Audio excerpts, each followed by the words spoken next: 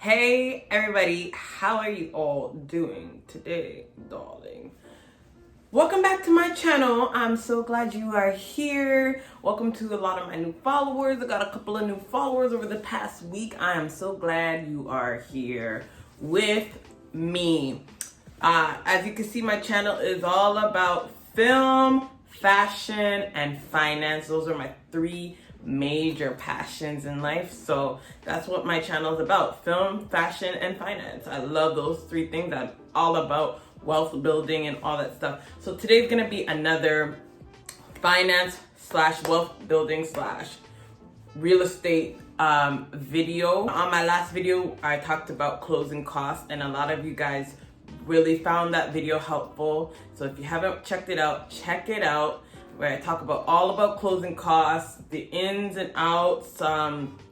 You know that a lot of people get caught by surprise with closing costs. So please check that out. Somebody left in the comments that they want to see a video on potential programs, or oh my god, my hands are dry.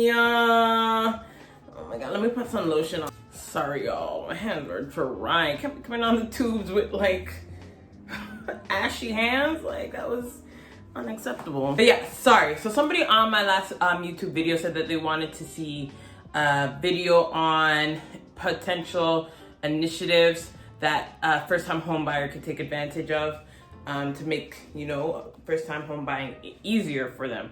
So I'm like, yeah, that's actually a really good idea. So here we are. Before I proceed on with this video, make sure to like, comment, and subscribe, guys, and share. You guys gotta share, especially these videos, these finance videos, these wealth building videos. These videos are going to help out somebody, okay?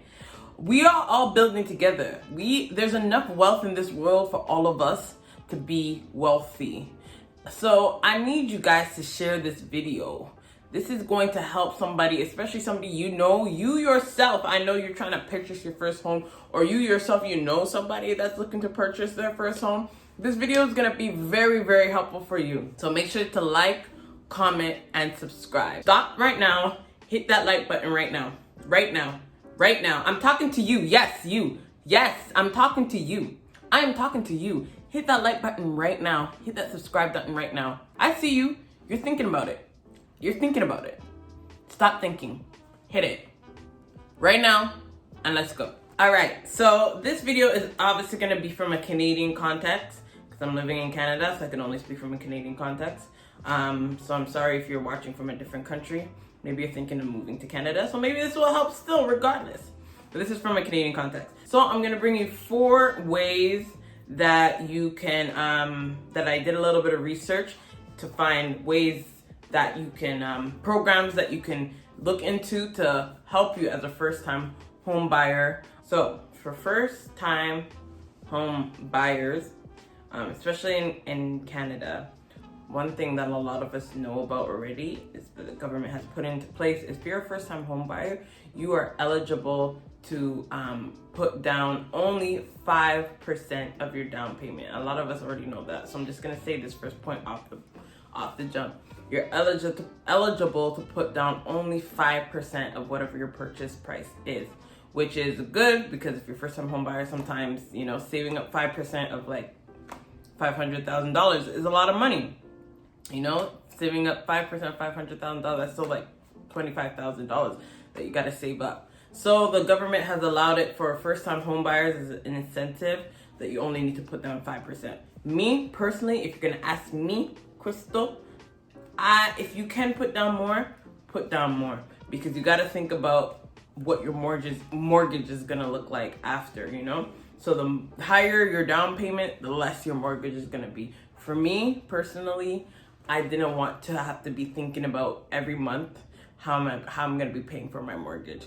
So thank God I was able to save up, and thank God for, you know, other circumstances that we were able to put down way more than 5%, because I'm thinking about what is my monthly mortgage gonna look like if I put down 5%? What is it gonna look like if I put down 10%? What is it gonna look like if I put down 20%? And that is what caused, and that was the determining factor of the percentage of the down payment. But as a first-time home buyer, you can put down only 5%. Another initiative I found is, again, the Canadian government has a first-time home buyers initiative. And I'm gonna leave the links for these things below so you can look into it further. I'm just gonna give you high key because this video, I don't want it can go on forever, and I can't give you everything that's on the website. So this is just high key points. So they have a first-time homebuyer initiative, and I'm just gonna read what it says. The first-time homebuyer initiative helps people across Canada purchase their first home. The program offers 5 to 10% of the home's purchase price to put toward a down payment. This, in addition to the down payment, lowers your mortgage carrying costs, making home ownership more affordable. So essentially, the government has this initiative where you can borrow 5 or 10% to add to your down payment. So say you want to put down 20% of a down payment, but you only have say your down payment is like, I don't know, 50K. And you don't have the 50K, say you only have like 40K or something, or 35K, you can borrow from the government to reach up to that 50K, so 5 to 10%. And basically now the government has like a equity in your home. For example, it's a shared equity. Essentially the government is now sharing the upsides and downsides of the property value of your home. How it works is, now, when you're ready to resell your home within a 25-year period window, when you're ready to resell your home, you owe back the government the percentage that you borrowed. For example, if you're buying a home for $500,000 and you want to borrow 10% from the government of that $500,000, so that means the government fronts you 50K to purchase your home. When you're ready to sell it now, say your house value goes up to $600,000, for example. Now, you have to owe back the government the 10% that you borrowed from them, but it's not 10% of the 500,000. It's now 10% of the 600,000. So now you owe the government 60K. So they loaned you 50K. Your house value went up 100K. Now you owe them back 60K. Does that make sense? So instead of making a $100,000 profit on your house, you only made 40K on your house. But they upfronted you 10% of the value of your house in the first place, so you gotta owe it back. And that's kind of how the program works on high key levels. Obviously, like I said, I'm gonna leave the link down below so you can look into it further to get a understanding of how the program works. There's a few eligibility requirements for this program. Let me pull up my notes. Your total annual qualifying income cannot exceed $120,000 a year. So essentially, if you're making more than $120,000 a year, you don't qualify. Your total borrowing is no more than 4 times your qualifying income. So whatever your qualifying income is, that's something you might have to go talk to the bank about. The total amount that you borrow cannot be 4 times more than that. Again, you have to be a first-time home buyer, and you have to be a citizen of Canada, and you have to meet the minimum down payment requirements, the normal standard down payment requirements that you would have to make when you go through a bank. So those are some of their qualifying conditions. One thing that you guys should be aware of, when you first-time home buyer doesn't just mean first time buying a home. It essentially means first-time home owner. So if you ever own a home, whether you purchased it or not, so say you inherited a property, you are no longer considered a first-time home buyer. Just so you know, just a heads up for that, okay? Because I didn't know that, and that was something that I had to learn. Another incentive that I came across, which is also in my electronic first-time home buyers toolkit, which you could purchase if you are interested in it. Send me a DM at the Goodland GTA on Instagram, and you can buy it, or I go into other different options about buying your first home. But another incentive is Option for Homes. Options for Homes is another company. Basically, they work with a developer. They develop high-end condos, and it works almost entirely the same way as the first time homeowner initiative with the government, where they give you a percentage towards the home, and then when you're ready to sell it back, you have to pay back that percentage of whatever the property value is.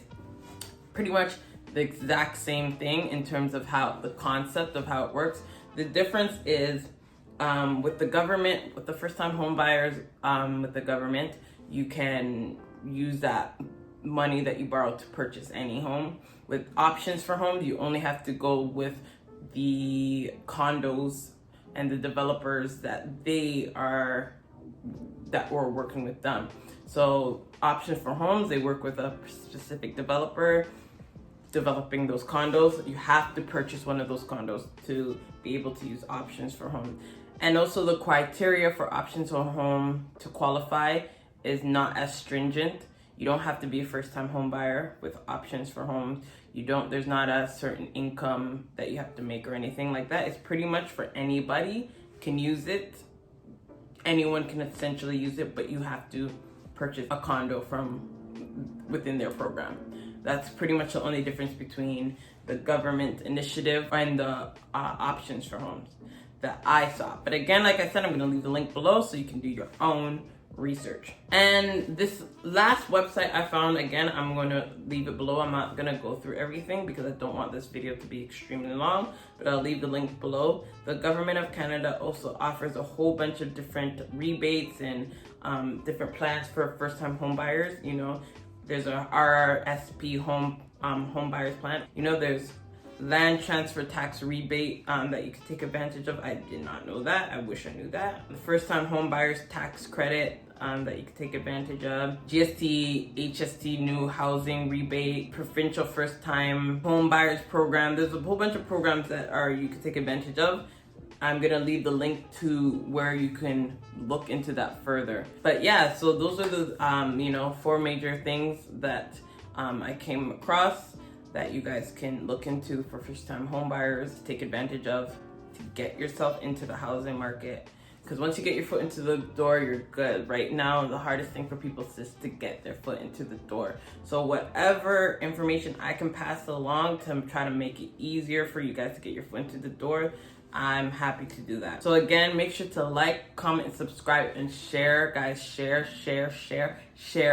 We need you to share this video because this information is important, okay? This information is important, so we need you to share this video. And yeah, if you found this video helpful, give it a thumbs up, leave a comment below. And yeah, thank you so much. And again, for all my other people that are on this channel because of fashion or film, don't worry, I'm coming back with the fashion and film videos just now. But I just wanted to give out these 2 things because I think it's very important.